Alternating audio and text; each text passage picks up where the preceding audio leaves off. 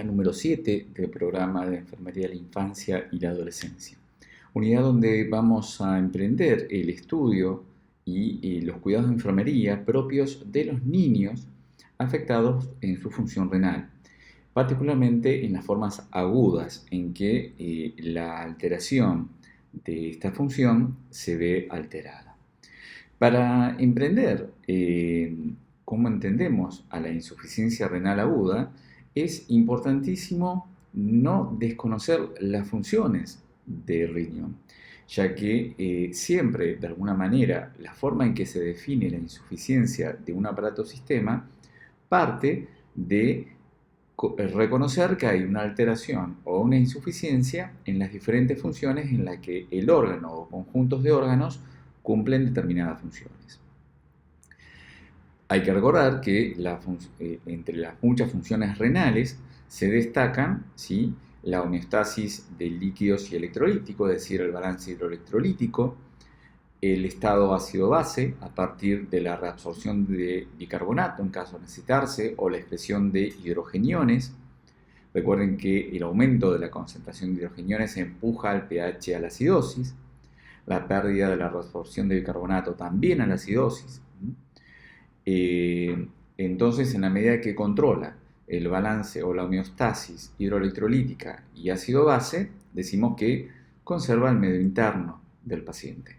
También tiene funciones de regulación hormonal, como es la liberación de renina a partir de la presión y volumen que llegan por la arteriola aferente al aparato juxtaglomerular del riñón, ¿sí?, específicamente en las nefronas como unidad funcional, la eritropoyetina y el metabolismo de la vitamina D, ¿sí?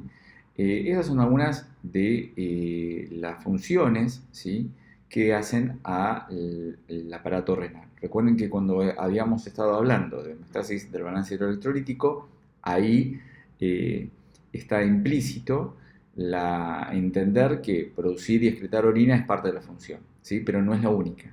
Entonces, cuando nos preguntemos por las funciones renales, no podemos decir que solamente la función es producir y eliminar orina, porque estaríamos solamente percibiendo una de las muchas funciones. Lo mismo que decir que regula la presión o tensión arterial. A partir que uno reconoce la homeostasis hidroelectrolítica y la producción, liberación de la renina, estamos hablando de que regula la presión con la cual la sangre circula. Muy bien. Entonces podemos definir la ira como un síndrome caracterizado por la disminución brusca de la función renal, potencialmente reversible, ¿sí? Es lo que tiene la posibilidad de las enfermedades agudas, es el potencial de reversibilidad. Pero esta enfermedad puede quedar instalada y generar una insuficiencia renal del tipo crónica, con incapacidad de mantener la homeostasis de líquidos electrolíticos, ácido-base, hormonal, ¿sí?, y puede ser secundario a una inadecuada perfusión renal, ¿sí?, a una obstrucción vascular arterial o venosa, o a una lesión celular del parénquima renal u obstrucción del flujo urinario. Es decir, a partir de estas varias formas en que la función renal se ve afectada, vamos a poder hablar de etiologías. Y de las etiologías, ¿sí?, se destacan entonces la insuficiencia renal aguda a partir de etiologías prerrenales o uremia prerrenal, ¿sí?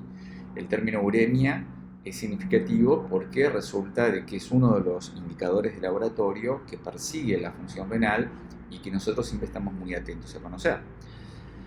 Recuerden que cuando hablamos de laboratorios de un paciente al cual se sospecha o se quiere dar fe de la función renal, tenemos que conocer la urea, la creatinina, el ionograma y, en la medida que se lo necesite, porque sospeche que el paciente tenga una alteración ácido-base, una gasometría arterial. Esa es la etapa más aguda, ¿no? Entonces, las iras prerrenales, lo dice el nombre, prerrenal, digamos, el problema está fuera del riñón, ¿sí? No está dentro del parénquima y no está después, cuando hace a la excreción urinaria, sino que este problema está antes de siquiera llegar al riñón. La ira prerrenal constituye una respuesta fisiológica adecuada a cuando el riñón detecta una hipoperfusión sanguínea. Cuando cae el volumen intravascular, es decir, cuando cae el volumen minuto o el gasto cardíaco, el descenso de la presión arterial, en nuestro caso cuando nos monitorizamos de tensión, en caso que sea no invasiva, provoca la activación de vasoreceptores, principalmente carotídeos, también hay aórticos, que detectan la caída de la presión, varo, el prefijo varo es presión, y entonces estimulan el sistema renina-angiotensina, que recuerden también es aldosterona y antidiurética. Avisan e informan al sistema nervioso simpático para generar la mayor vasoconstricción posible hasta que aparezca la angiotensina 2 y la secreción de hormona antidiurética, ¿sí?, por parte de la hipófisis. El filtrado y obviamente luego la aldosterona de las suprarrenales, ¿no? El filtrado glomerular obviamente disminuye a partir de que exista este compromiso en la perfusión renal, tanto por caída de la presión o el volumen, con la cual la sangre llega a los riñones. Recuerden que las dos variables con las cuales hace que el riñón funcione es presión y volumen vascular. La función renal y la tubular se mantienen normales provisoriamente en la medida que pueden tolerar esa deflexión vascular. Si la disminución del volumen intravascular efectivo continúa, hay que buscar las causas. Y estas pueden ser la deshidratación, ¿sí?, algo que parece algo fácilmente reversible, que sí que lo es, puede tener e impactar rápidamente en la función renal. Por eso, ustedes recientemente vimos en los cuadros de diarreas agudas que los niños, cuando los cuadros se vuelven moderados a graves, la oliguria es una constante, ¿sí? Es una respuesta homeostática a la deflexión vascular o gasto cardíaco a expensas de una pérdida hidroelectrolítica que es la diarrea. Obviamente las hemorragias, la diabetes insípida. Recuerden que diabetes insípida es una enfermedad, no es la diabetes convencional a la cual estamos acostumbrados a escuchar. Esta es una diabetes generada, ¿sí?, por una alteración de la hormona antidiurética, ¿sí?, que lo que promueve, ¿sí?, es ninguna liberación de esta hormona.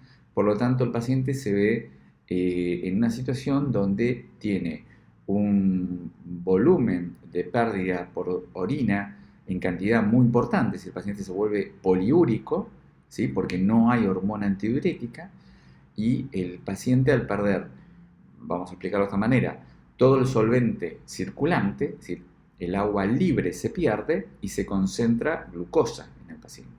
Entonces el paciente se expone a una hiperglucemia por dilución.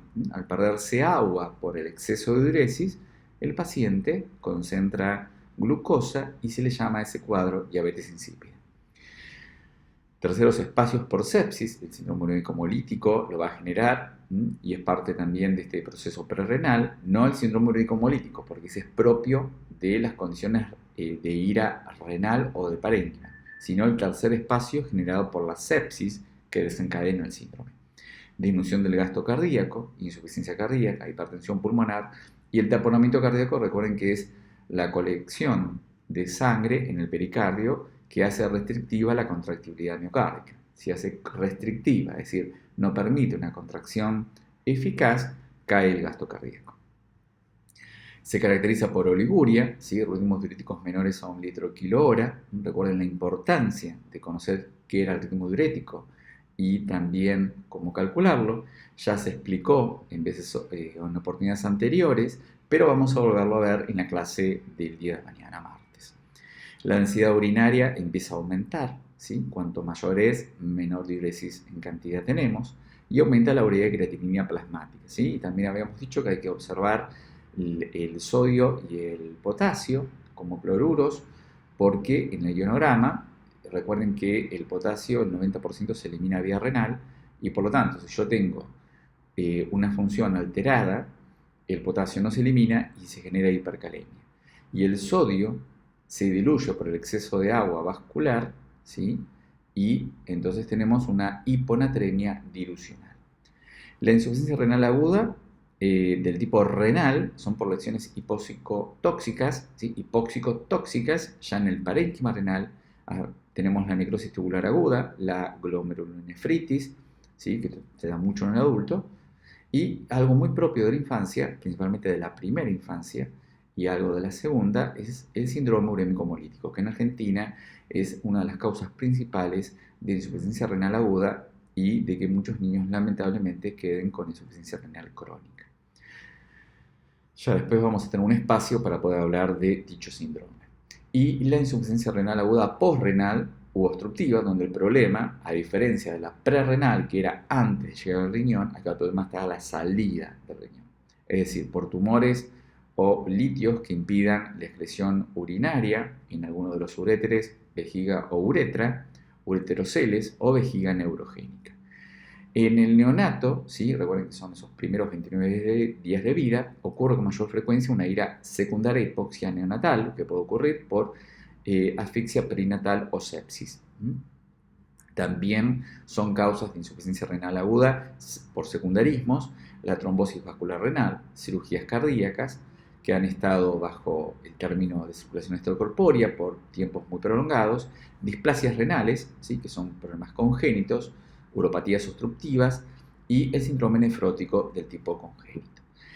Habíamos hablado que el síndrome urémico hemolítico impacta mucho en la primera infancia, habíamos dicho que es una enfermedad que se considera endémica, es decir, que es muy propia de nuestro país y se presenta anualmente en el periodo de estival de los meses de diciembre, enero y febrero principalmente. También habíamos hecho la exposición a la gastroenterocolitis, sepsis, ¿sí? Acá está dividido un poquito por los grupos etarios. En la edad escolar, la glomerulonefritis postinfecciosa también es la causa frecuente, y en adolescentes lo continúa siendo la glomerulonefritis y algunas nefropatías de tipo enfermedades sistémicas o intoxicaciones. Vamos a continuar con las manifestaciones clínicas, ¿sí? En un minutito más. Estos son pequeños videos para no abrumar de información y luego continuamos con la segunda parte, que es manifestaciones clínicas de la insuficiencia renal aguda.